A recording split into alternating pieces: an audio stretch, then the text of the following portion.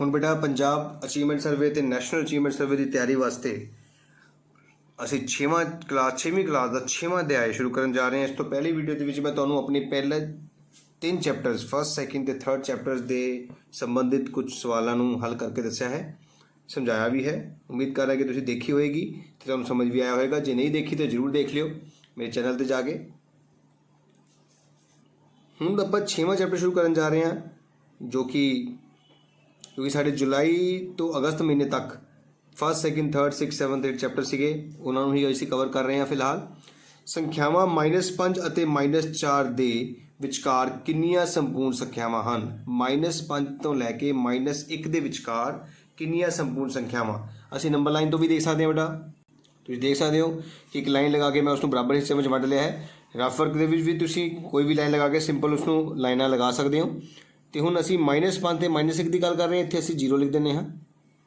फिर -1 -2 -3 -4 ते -5। हुण सानूं कहा गया -5 ते -1 दे विचकार 1 ते 2 ते 3 सिर्फ 3 संख्यावां ने साडी -1 ते 5 दे विचकार। साडा आंसर आ चुका है। अगला सवाल देखो, हेठ लिखिया विचों किहड़ी संपूर्ण संख्या -6 तो 4 वध है। इसनूं भी असीं संख्या रेखा तो पता कर सकते हैं। देखो बेटा तुसीं एक सिंपल लाइन लगा ली है, इत्थे बराबर हिस्से दे विच तुसीं इसनूं वंड देना है अंदाजे नाल। हुण देखो 0 1 2 3 4 -1 -2 -3 -4 -5 ਤੇ -6 आ गया बेटा। हुण सानूं की कहा जा रहा है, देखो -6 दे खड़े हो जाओ। असीं 6 दे खड़े हो गए हैं तो उस तो 4 वध, मतलब वधना मतलब धनात्मक मतलब उस पासे जाना, वधना मतलब उस पासे जाना ते घटन दा मतलब खब्बे हत्थ नूं आना। 1 2 3 4 इहदा मतलब असीं कित्थे पहुँच गए हैं -2 देखो। ये मतलब साडा आंसर की होएगा बी। बहुत सौखा है नंबर लाइन तो पता करना बेटा।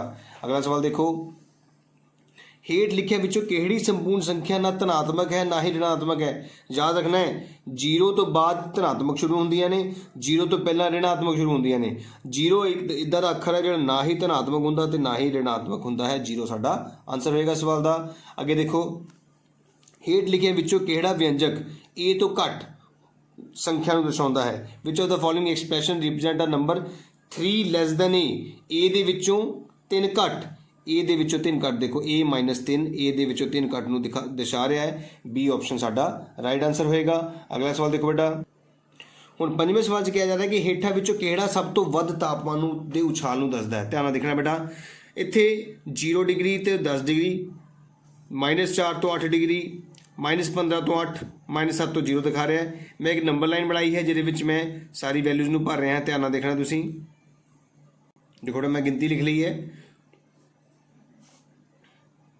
हुण देखो 0 तो 10 सीधा ही 0 ते खड़ा सी बंदा, सीधा ही जंप 10 ते आ गया है। देखो ध्यान नाल डब्बे काउंट करो। 1 0 तो बाद काउंट करना 1 2 3 4 5 6 7 8 9 10। इहदे विच 10 वधिया है बेटा, ठीक है ना। ਇਹਦੇ ਵਿੱਚ ਦੇਖੋ -15 ਤੇ ਖੜੇ ਹੋ ਜਾਓ, ਇੱਥੇ ਖੜੇ ਆ ਤੁਸੀਂ ਤੇ -8 ਤੇ ਜੰਪ ਲਗਾਣੀ, ਸਿੱਧੀ -8 ਤੇ ਪਹੁੰਚ ਗਏ ਬੇਟਾ। ਹੁਣ ਗਿਣੋ 15 ਤੋਂ ਬਾਅਦ 1 2 3 4 5 6 7। ਇਹਦੇ ਵਿੱਚ 7 ਵਧਿਆ ਹੈ। -4 ਤੇ ਖੜੇ ਹੋ ਜਾਓ, ਦੇਖੋ ਇੱਥੇ ਖੜੇ ਹੋ। ਹੁਣ ਸਿੱਧਾ ਹੀ ਤੁਸੀਂ ਕਿੱਥੇ ਆਣਾ ਆ, 8 ਤੇ ਆ ਜਾਣਾ ਹੈ, ਪਲੱਸ ਦੇ 8 ਕੋਲ। -4 ਤੋਂ ਸਿੱਧਾ ਹੀ +8 ਕੋਲ ਪਹੁੰਚ ਗਏ ਹੋ ਤੁਸੀਂ। ਹੁਣ ਗਿਣੋ 1 2 3 4 5 6 7 8 9 10 11। ਇਹਦੇ ਵਿੱਚ ਬੇਟਾ 11 ਪਲੱਸ ਹੋ ਗਿਆ ਹੈ। ਆਈ ਗੱਲ ਸਮਝ। -4 ਤੋਂ ਸਿੱਧਾ ਹੀ 8 ਡਿਗਰੀ ਤੇ ਪਹੁੰਚੇ ਨੇ। 1 2 3 4 5 6 7 8 9 10 11 12 ਸੌਰੀ ਬੇਟਾ 12 ਪਲੱਸ ਹੋਇਆ ਇਹਦੇ ਵਿੱਚ। ਤੇ -7 ਤੇ ਖੜੇ ਹੋ ਜਾਓ ਹੁਣ, ਤੇ ਉਸ ਤੋਂ ਸਿੱਧਾ 0 ਤੇ ਆਇਆ ਹੈ। ਦੇਖੋ 0 ਤੇ ਆ ਗਏ ਆਪਾਂ। 1 2 3 4 5 6 7 ਇਹਦੇ ਵਿੱਚ 7 ਪਲੱਸ ਹੋਇਆ। ਹੁਣ ਦੱਸੋ ਕਿਹਦੇ ਵਿੱਚ ਸਭ ਤੋਂ ਜ਼ਿਆਦਾ ਉਛਾਲ ਆਇਆ। बी ऑप्शन विच बिल्कुल ठीक इस तरह नंबर लाइन ने तुहानूं दस दिता है कि किहदे विच गैप ज़्यादा हुंदा है। अगला सवाल देखो, -10 ਅਤੇ -15 ਦੇ ਵਿਚਕਾਰ ਸਭ ਤੋਂ ਛੋਟੀ ਸੰਪੂਰਨ ਸੰਖਿਆ। ਹੁਣ ਦੇਖੋ ਇੱਧਰ ਅਸੀਂ ਕੀ ਲਿਖਿਆ ਹੈ, 0 1 2 -1 -2 -3 -4 -5 -6 -7 -8 -9 -10 -11 -12 -13 -14 ਤੇ -15 ਸਾਡੇ ਕੋਲ ਆ ਚੁੱਕਾ ਹੈ। ਹੁਣ ਤੁਸੀਂ ਧਿਆਨ ਨਾਲ ਦੇਖ ਸਕਦੇ ਹੋ, ਉਸਨੇ ਕਿਹਾ -10 ਤੇ -15 ਦੇ ਵਿਚਕਾਰ ਸਭ ਤੋਂ ਛੋਟੀ। ਤੁਹਾਨੂੰ ਮੈਂ ਦੱਸਿਆ ਸੀਗਾ ਕਿ ਜਿੱਦਾਂ 0 ਤੋਂ ਦੂਰ ਜਾਈ ਜਾ ਰਹੇ ਹੋ ਤੁਹਾਡੀ ਰਕਮਾਂ ਹੋਰ ਛੋਟੀ ਹੁੰਦੀਆਂ ਜਾਂਦੀਆਂ ਨੇ। ਇਹਦਾ ਮਤਲਬ -10 ਤੋਂ -15 ਦੇ ਵਿਚਕਾਰ ਸਭ ਤੋਂ ਛੋਟੀ ਸੰਖਿਆ ਕਿਹੜੀ ਹੋਏਗੀ, -14। ਤੇ ਇਹ ਤੁਹਾਡਾ ਇਸ ਸਵਾਲ ਦਾ ਆਨਸਰ ਹੋਏਗਾ। ਜਿੱਦਾਂ ਜਿੱਦਾਂ ਪੁੱਠੀ ਗਿਣਤੀ ਚੱਲਦੀ ਹੈ ਬੇਟਾ, ਵੱਡੀ ਜਿੰਨੀ ਵੱਡੀ ਰਕਮ ਹੋਈ ਜਾਏਗੀ ਉਨੀ ਛੋਟੀ ਹੁੰਦੀ ਜਾਂਦੀ ਹੈ। ਅਗਲਾ ਸਵਾਲ ਦੇਖੋ, ऋणात्मक संपूर्ण संख्यावां ਦਾ ਜੋੜਾਤਮਕ ਉਲਟ ਹਮੇਸ਼ਾ ਕੀ ਹੁੰਦਾ ਹੈ, ਐਡੀਟਿਵ ਇਨਵਰਸ ਆਫ ਨੈਗੇਟਿਵ ਇੰਟੀਜਰ। ਮੈਂ ਤੁਹਾਨੂੰ ਦੱਸਿਆ ਸੀ ਐਡੀਟਿਵ ਇਨਵਰਸ ਜਾਂ ਜੋੜਾਤਮਕ ਉਲਟ ਦੇ ਵਿੱਚ ਅਸੀਂ ਕੀ ਕਰਦੇ ਹਾਂ, ਚਿੰਨ੍ਹ ਚੇਂਜ ਕਰਦੇ ਹਾਂ। ਪਲੱਸ ਹੈ ਤਾਂ ਮਾਈਨਸ, ਮਾਈਨਸ ਹੈ ਪਲੱਸ। ਇਹਦਾ ਮਤਲਬ ਜੇ ਕੋਈ ਰਕਮ ऋणात्मक ਹੈ ਤਾਂ ਉਹ ਕੀ ਬਣੇਗੀ, ਧਨਾਤਮਕ। ਜੇ ਨੈਗੇਟਿਵ ਹੈ ਤਾਂ ਕੀ ਬਣ ਜਾਏਗੀ, ਪੋਜ਼ਿਟਿਵ। ਇਸ ਕਰਕੇ ਬੀ ਆਪਸ਼ਨ ਸਾਡਾ ਸਹੀ ਆਨਸਰ ਹੋਏਗਾ। ਅਗਲਾ ਸਵਾਲ ਦੇਖੋ, ਸਿਫਰ ਦਾ ਉਲਟ ਕਰਮ।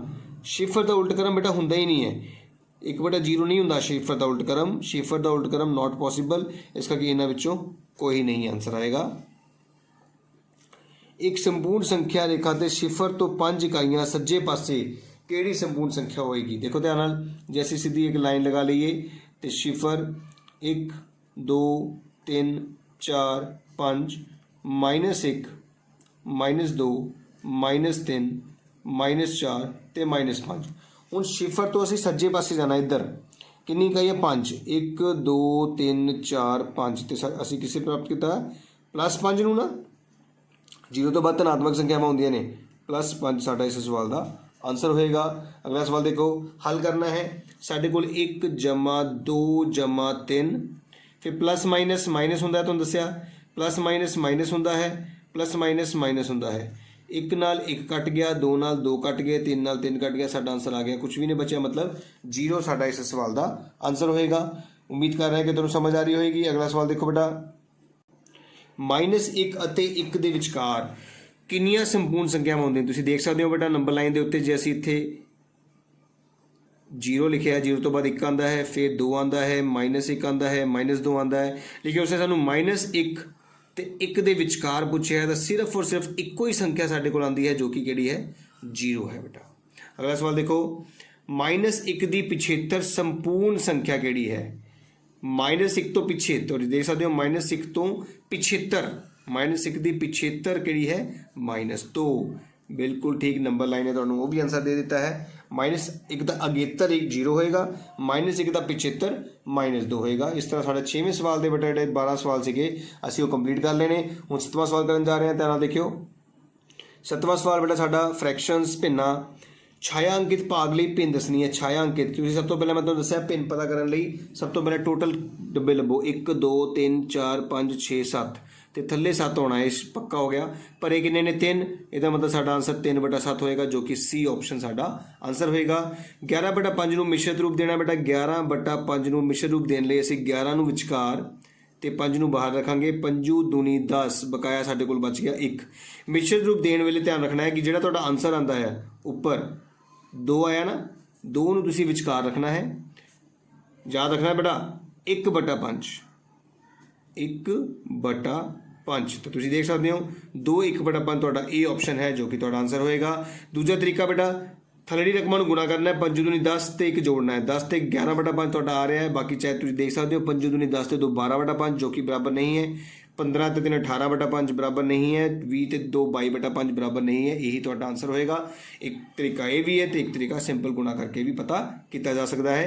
अगला सवाल देखो तुसीं सारे, एक टाणी ते 12 पंछी बैठे हैं, जे इन्हां विचों 3 चिड़ियां ते 5 तोते होण तां अते बाकी कबूतर होण तां कबूतरां नूं किहड़ी भिन्न दस जाएगी। सब तो पहले देखो तुहाडे कोल टोटल पंछी किन्ने ने, जिस तरह बेटा कुल पंछी साडे कोल 12 है, 3 चिड़ियां 5 तोते ते बाकी कबूतर किद्दां पता करांगे। 12 दे विचों दोनां नूं घटा दांगे, 5 ते 3 8, 8 नूं घटा के साडे कोल 4 कबूतर बचे ने। हुण असीं पिन पता करनी कबूतरां दी, तो मैं तुहानूं दस्सिया पिन जदों भी पता करनी होंदी टोटल पंछी नीचे ते जिहड़ी कबूतर है वो ऊपर, 4 कबूतर ने। 4/12 साडे इस सवाल का आंसर होएगा। इस तरह बी ऑप्शन साडा आंसर होएगा। इंग्लिश वाले बच्चे इस तरीके समझ सकते हैं कि there are total 12 birds sitting on a branch on a tree, total number of birds 12 हो गए ने। इफ देर आर 3 स्पैरोज तो स्पैरोज 3 हो गई ने। 5 पैरट्स तो पैरट्स 5 हो गए ने। रेस्ट आर पीजन्स तो पीजन्स पता करने लिए 12 ਦੇ ਵਿੱਚੋਂ 8 ਮਾਈਨਸ ਕੀਤਾ 4 ਆ ਗਿਆ।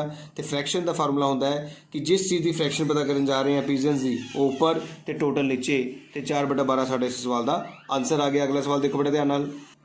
ਅਗਲਾ ਸਵਾਲ ਬੇਟਾ ਦੇਖੋ, ਸੁਰਿੰਦਰ ਅੱਧੀ ਰੋਟੀ ਖਾਂਦਾ ਹੈ, रवि एक अते अद्धी रोटी खाता है।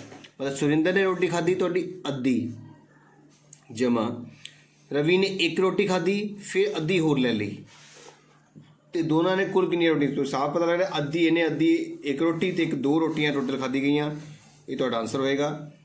Surinder eat half chapati, Ravi eats 1 and half chapati, total chapati हो गई 2। बहुत ही सौखे ढंग नाल असीं पता कर लिया। अगला सवाल देखो। अगला सवाल है, हेठ लिखिया विचों किहड़ी अपने न्यूनतम पद विच नहीं है, मतलब किहड़ी अपने लोएस्ट फॉर्म दे विच नहीं है, जां इहनूं कह सकते हैं कि जिहड़ी किहड़ी रकम है जिहड़ी होर कट रही है किसी एक पहाड़े के उत्ते। 7/5 किसी भी पहाड़े ते नहीं कट सकता। 13-33 कोई पहाड़े ते नहीं कट रहा है। 27-28 भी नहीं कट रहा। 15 ते 20 5 के पहाड़े ते कट रहे हैं। इसका मतलब ये साडी लोएस्ट टर्म नहीं होएगी, तुहाडा आंसर होएगा। अगला सवाल देखो, किहड़ी पिन 4/5 दे तुल नहीं है। किहड़ी पिन 4/5 दे इक्विवेलेंट नहीं है, तुसीं देख सकते हो। आपां हुणे चेक कर लेने हैं। 4/5 के बराबर देखना है 40/50, बिल्कुल बराबर है क्योंकि देखो ये कटिया गया। 12/15 4 तीए 12 3 गुणा होया तो 5 तीए 15, बिल्कुल ठीक, ये भी सही है। 16/20 4 चौके 16 तो 5 चौका 20, बिल्कुल सही है। 9/15 4 के पहाड़े तो 9 आता ही नहीं, इसका मतलब ये संख्या तुहाडी 4/5 के तुल नहीं होएगी। अगला सवाल देखो, 4 1/3 दे विच 2 2/3 जोड़ना है। ध्यान नाल देखोगे सारे, बहुत सौखे तरीके नाल दसन लगा। जेकर 2 मिश्रित रूप में जोड़ना होवे तो पहले अखर नूं पहले अखर नाल जोड़ दो। 4 ते 2 6, ठीक है, जमा बटे वाली रकम वखरा जोड़ दो। 1/3 जमा 2/3, ये भी एक तरीका है बेटा जोड़न का। 3 तुहाडा सेम है, 1 जमा 2 भी 3 हुंदा है। 6 जमा 3/3 1 हुंदा है, 7 तुहाडा आंसर होएगा। जे तुसीं दूसरे तरीके नाल जोड़ना चाहोगे तो भी जुड़ जाएगा। तुसीं पहले मिश्रित रूप खत्म करो। 4 तीए 12 तो 1 13/3 जमा 3 दूनी 6 3 दूनी 6 2 जोड़े 8/3, दोनों का लघुत्तम 3 आ गया है। 13 के 8 जोड़े साढ़े को आ गए 21 21/3 सारे को पता 7 होंदा है। तो 2 तरीके तुहानूं मैं समझाया सवाल। इस गल का ध्यान रखना है कि जेकर 2 मिश्रित रूप में जोड़ना होवे तो बटे वाली रकम नूं बटे वाले नाल जोड़ देना, तो बगैर बटे नूं बगैर बटे नाल जोड़ के भी असीं सवाल नूं हल कर सकते हैं। अगला सवाल देखो, घंटे की 1 दिन की किहड़ी पिन है। 6 घंटे 1 दिन की किहड़ी पिन है। देखो 6 घंटे ते 1 दिन, मैं तुहानूं दस्सिया सीगा पिन दे विच उपर घंटा है तो थल्ले भी घंटे होण जां दोने दिन होण। तो दिन एक दिन दे विच किन्ने घंटे होंदे 24, इहदा 6/1 गुणा 24 तुहाडी पिन बनेगी, जिसनूं असीं कट के 6 कम 6 6 चौका 24 1/4 लिख सकते हैं। इस तरह तुहाडा पहला ऑप्शन तुहाडी आंसर होएगा।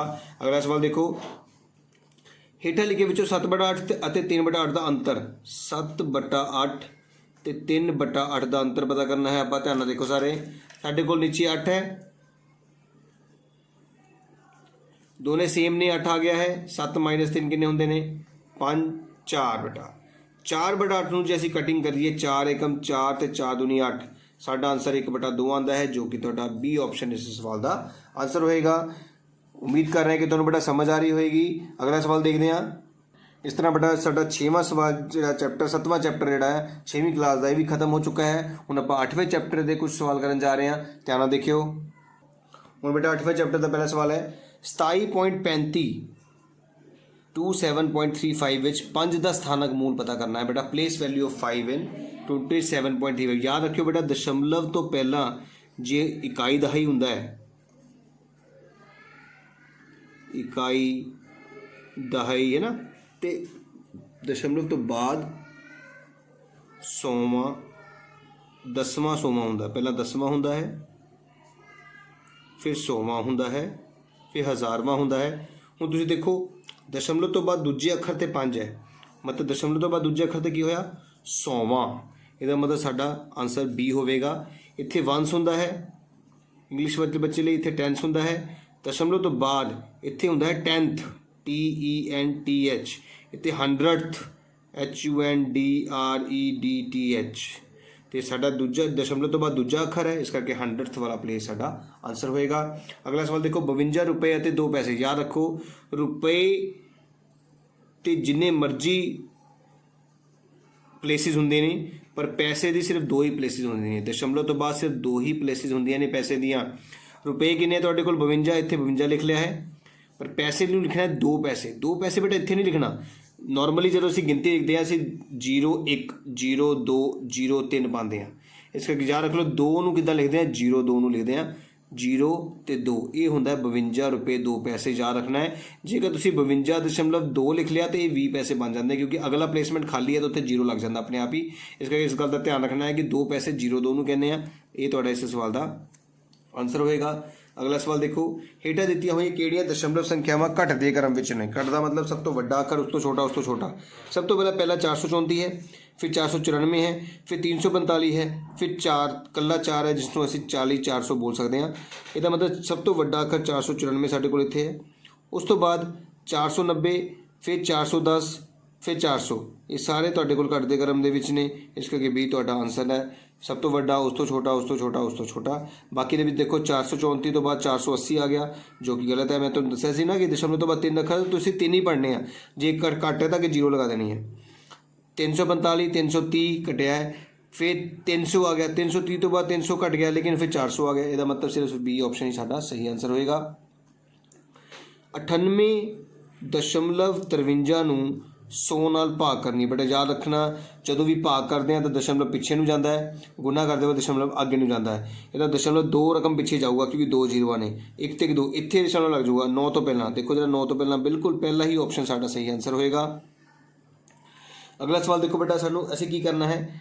11 ਦੇ ਵਿੱਚ ਪਹਿਲਾਂ 11 ਹੈ, ਫਿਰ 11/10 ਨੂੰ ਅਸੀਂ 1.1 ਲਿਖਦੇ ਹਾਂ। ਤੁਹਾਨੂੰ ਪਤਾ ਨਾ ਕਿ 1 0 ਹੈ ਤਾਂ 1 ਦੇ ਪਿੱਛੇ ਪੁਆਇੰਟ, 2 0 ਨੇ ਤਾਂ ਫਿਰ 0.11 ਲਿਖਦੇ ਹਾਂ, 3 0 ਨੇ ਤਾਂ 0.011 ਲਿਖਿਆ ਜਾਂਦਾ ਹੈ ਇਸ ਨੂੰ। ਹੁਣ ਅਸੀਂ ਇਹਨਾਂ ਨੂੰ ਜੋੜਾਂਗੇ। 11.0 ਦੇ ਵਿੱਚ 1.1 0.11 0.011 ਜੋੜਾਂਗੇ ਤਾਂ 122.21 ਸਾਡੇ ਕੋਲ ਪ੍ਰਾਪਤ ਹੋਇਆ ਹੈ, ਜੋ ਕਿ ਸਾਡਾ ਆਨਸਰ ਸੀ ਹੋਏਗਾ। ਬਿਲਕੁਲ ਤੁਹਾਡੇ ਸਾਹਮਣੇ ਬੇਟਾ ਜੋੜ ਕਰਕੇ ਮੈਂ ਦੱਸਿਆ ਹੈ। 11 ਤੋਂ ਅੱਗੇ ਕੁਛ ਨਾ ਹੋਵੇ ਤਾਂ ਦਸ਼ਮਲਵ 0 ਲੱਗਦਾ ਹੈ। 1 ਦਸ਼ਮਲਵ ਤੋਂ ਪਿਛਲਾ ਅੱਖਰ ਦਸ਼ਮਲਵ ਤੋਂ ਪਿੱਛੇ, ਦਸ਼ਮਲਵ ਤੋਂ ਬਾਅਦ ਵਾਲਾ ਅੱਖਰ ਦਸ਼ਮਲਵ ਤੋਂ ਬਾਅਦ ਲਿਖਿਆ ਜਾਂਦਾ ਹੈ।